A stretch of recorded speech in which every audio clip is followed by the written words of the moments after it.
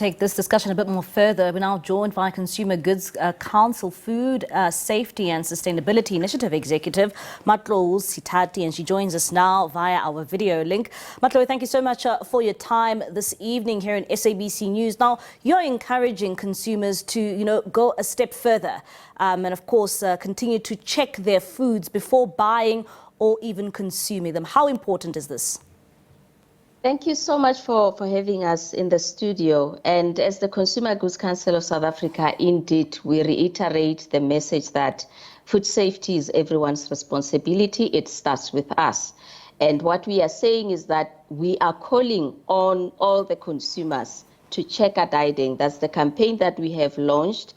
Check a dieting simply means check what you are buying and check where you are buying.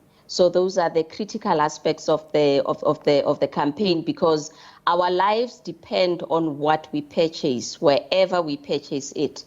It doesn't matter if you're big, small, or medium. Wherever you purchase products, you need to check in terms of the labeling that you're seeing, because those are the key issues that will help you identify, do I need to flag this as a risk, or do I need to continue to consume the product? And do you think that, with the current crisis that we find ourselves under in South Africa when it comes to foodborne illnesses, that this can play a major role in trying to curb even further some of the foodborne illnesses cases we are seeing? I think we at the right approach, and I must say the calls for, I've just seen a statement from government now that they are looking into capacitating the inspection side of things, because we need not pick up these things at the tail end when things are already at a retail point. We need to know who is manufacturing this, and are they manufacturing it under the food safety laws. So I think it's a good move in the right direction for South Africa. And I think we are at a point where we can say, when we see everyone online talking about food products, they have the regulations on them. I think this must be a Christmas read. All consumers and all South Africans, if we read the regulations R638 and R146, that's the best education for anyone that's handling food and anyone that is inspecting food.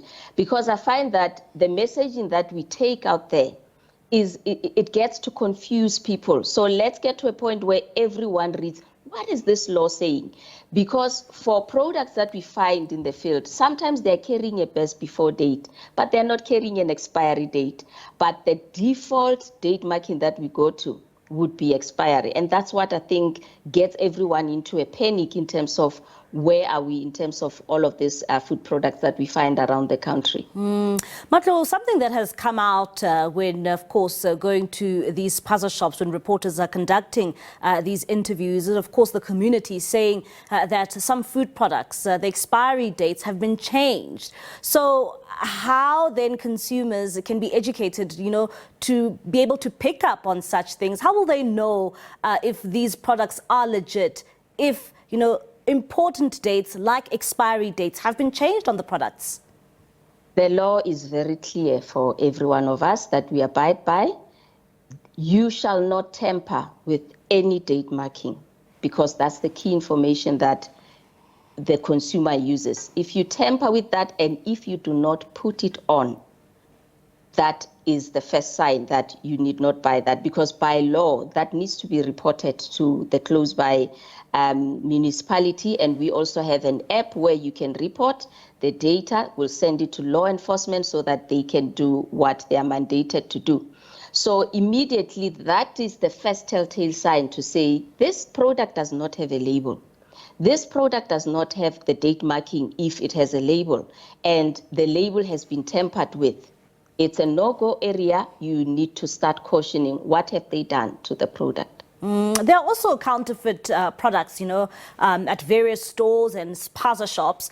How do consumers then, pick up on counterfeit goods which are not even supposed to be on the shelves? Well, sometimes it gets a little bit tricky for consumers, and we fully understand this. But what we normally say is that the label either we like to read those labels or not, those are very key. They are our lifesavers. The information there. I can make an example which I like very much in terms of the physical address. It is legislated by law in terms of any product that is there needs to have a physical address so that we can get back to you. And I think the speaker that spoke previously from the NRCS spoke about the coding that the manufacturers use.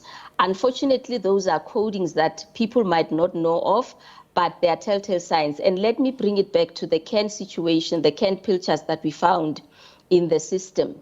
The simple thing, you know the pilchards that you normally buy, but suddenly you find them with a cap, an easy cap opening. You need to start questioning. We need to make it a point that we've got customer inquiries. Let's call the numbers and say, is this your product? Because collectively, we need to alert the manufacturers. We also need to alert the law enforcement, because there are unscrupulous people out there that have got facilities that were never inspected by law enforcement. They are not registered. They are not following the basic principles of food safety and hygiene, and that puts our lives at risk. So the label is very critical. And what we find is that if the price is too good to be true, you need to start questioning. And if the label, like you said, tempered or erased date markings or the lack thereof, you need to start being cautious about that. And Matlou, I know that you're dealing with products that have barcodes and labels on them, but you know, the fact is, particularly in our townships, there are snacks that children buy, which are in clear plastics. You know, how do you regulate that to ensure that, you know, children are also not eating expired goods? And I wish for the department, because we are not a regulator, we are an industry association, we advise, we support the business sector. I wish we can get an opinion from the departments as to how do we manage this culture.